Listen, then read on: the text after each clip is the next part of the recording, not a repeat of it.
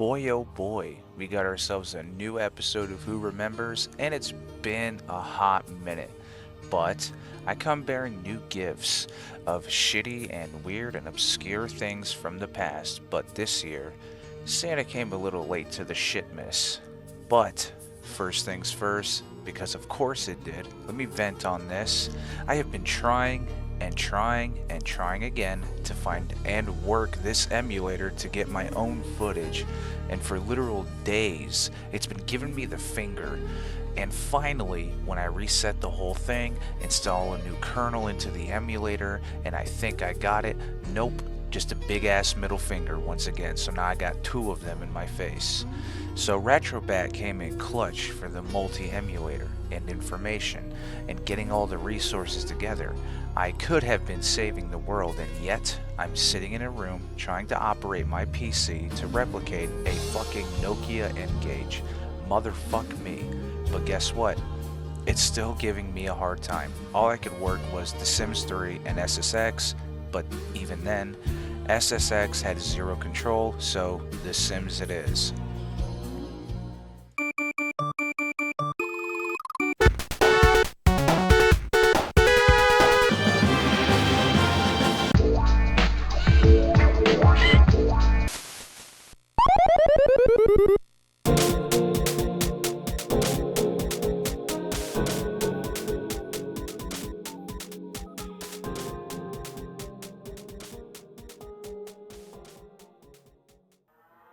First things first, I have to give flowers to this piece of technology. While it being largely unsuccessful because of its shape deemed the taco phone, it had many innovations that were miles ahead of its time, and if you were lucky enough to grab one, maybe you'll appreciate this. Unless you grabbed one of the very first releases of it, and it was all wonky and terrible and nothing really loaded, then you just hate it and you think I'm a douchebag for even saying it. Yes, that also means I'm not going to be going off the rails getting angry like some of the other Who Remembers bits. As a matter of fact, even marketed as a low fidelity player, telling you to your face it sucks. And I couldn't even be bothered to finish the first area. It's so fucking boring and everything feels like a chore. You see how that works? They make hit clips for music and it sounds like shit. Then do video now, and the video is shit, but the sound is finally fixed. So, the N-Gage was released in 2003. It's old enough to drink and have a smoke. The shape is, yeah, it's clunky. It's also a bit ugly, because it's a phone, but obviously with the shape they were going for the Game Boy Advance. I mean, let's not even hide it. It is what it is, but it's also very reminiscent of the era it came out in. A lot of things that were released in this era were trying for the whole shapes mean innovation, quote unquote. The other shitty thing about it is how you would have to go about changing the games. So each game card came on an SD card, which is a pretty neat idea, especially for back then. But in order to put a new game in, you'd have to take the whole battery out and then swap games and then wait for the startup, which was a long time because it had a lot of data to load. So say you have an emergency come up and someone is calling you, and people are frantic trying to get a hold of you, but they can't get a hold of you because you decided to swap out Tomb Raider for Tony Hawk. Okay, that said, this thing was a marvel.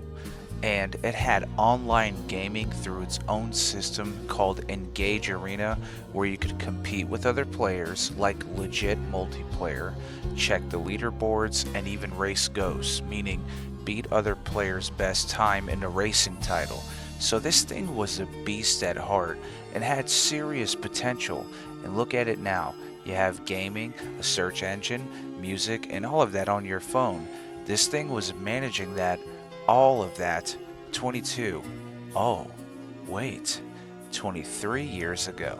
Yeah, you heard me. This means you could check your emails, load up a browsing tool for the internet, listen to music, take pictures, edit and save them, manage your folders, all of that well before it was normal. I know during the Video Now segment, I trashed it and I spoke highly of the Game Boy, but this little piece could have been a serious competitor had it not been for the poor marketing and, of course, the memeability of it.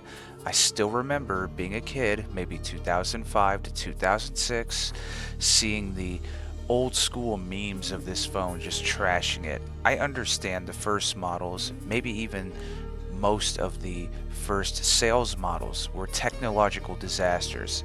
It was fixed, but never remarketed, never an apology, just a silent fix. And the fact that Nokia was lying about sales numbers and then just said, yeah, we wanted that Game Boy competition, like, way to blow the cover, you just ruined your whole thing. That being said, though, it's still a marvel. But anyways, let's talk more about the gaming aspect of it. Now, it's got a modest library, about 50 plus games, and honestly, the games that were premiered shined really well. The graphics looked really well, and the frames weren't so bad. I mean, there was fluid gameplay. The only thing really is some of the games would be missing music, as opposed to just having the sound effects, or you'd have to choose between the two. But you'd be surprised what this little handheld was pulling off at the time. When 16 to 32 bits were popular in handhelds, I mean, the N-Gage was pulling in real good, probably about 64 bits at the time, if I had to make a guess. I'm actually using the N-Gage emulator after I got it fixed, bro. It took forever, but I finally got it working, and one game to work. Whatever, it's fine. But I used that emulator and did not change anything. That's the way the game looked on the N-Gage. So you could see they had something going. And if you don't believe the gaming part is legit, let's read some of these titles off, okay? We got Tomb Raider, Tony Hawk's Pro Skater, The Sims, obviously. There was a fucking Elder Scrolls game, a Sonic game, Bomberman, Rayman, Metal Gear Solid had a good outing on it, and quite a bit of other titles. Apparently, even after the system was considered bupkis in 2006, they tried to make a second go of it with the third model, yeah, because they had to make two, circa 2007, and it did not last long at all. By then, things were starting to get more compact anyways. Really, the initial era is where it could have gotten away with its taco shape and, you know, what it had to offer. But things were getting a lot more smaller. You had your little slide phones, and flip phones were popular. But anyways, what's crazy is the all-in-one format, they called it. And it truly was. It had some of everything bound to it, as I said before. However, I think we have to highlight this. This was at a time that people were still, including me, were still carrying around CD players. You were carrying around Game Boys. You were carrying around a camera if you needed to take pictures. You had so much stuff that you needed to carry, and it was nice to just have that all on one device back then. It was crazy to even think that that was a possibility. So it's just wild that this thing flopped. It had everything going for it. Like, how bad of marketing do you have to let that ship sink when you finally got it all working? Anyways, I digress. When you bought one, you also got extra batteries, a couple car chargers, a wireless Bluetooth headset, and a travel case.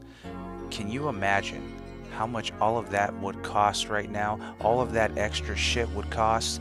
It'd be like $1,500. Your watch, your left nut, and don't forget to change, you filthy animal. Nokia had the right idea. It's just the first prototypes they launched were burning ship fires, so people already didn't trust the actual cycle.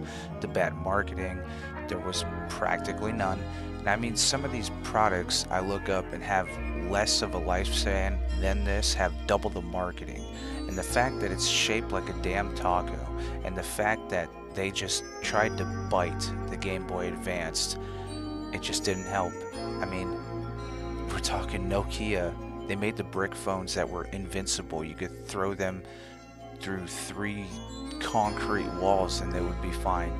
I don't know what made them go this route, other than the shape slightly, again, resembling the Game Boy Advance. So they just made it that way so they could be, oh yeah, more money. But it also makes it disingenuous. And now look, I've seen them mentioned on multiple platforms, praising their utility, not just as a phone, but as a music player and everything that it had to offer. It could have been good. Hell, it could have been revolutionary, but with the shape, with the very first batch being so bad that it was beyond atrocious, and the poor marketing, it was destined for failure before it got the chance to leap and never got its wings to fly. Oh, corny as fuck, yeah, I know. But with that, everybody, we're gonna leave it off here. I never owned one of these. I've seen them in circulation and tried a game on one and was pretty impressed with it years and years ago. But that's where my personal input ends. I just saw the capability and what it had offered and how well it worked after the first batch and how it could have been a technical marvel for the time. But it got buried in the shits. I hope you all enjoy. Thank you all for watching. I sincerely appreciate you all. I'm back to have this series in rotation. And 1K gang, let's go. Also, I know I wasn't super angry for a lot of this, like most of the other Who Remembers episodes that have been lately, but maybe next time I'll get that pile of salt that I know I can be and we'll get the steam rolling. But until then, we'll see you next time. Thank you all once again.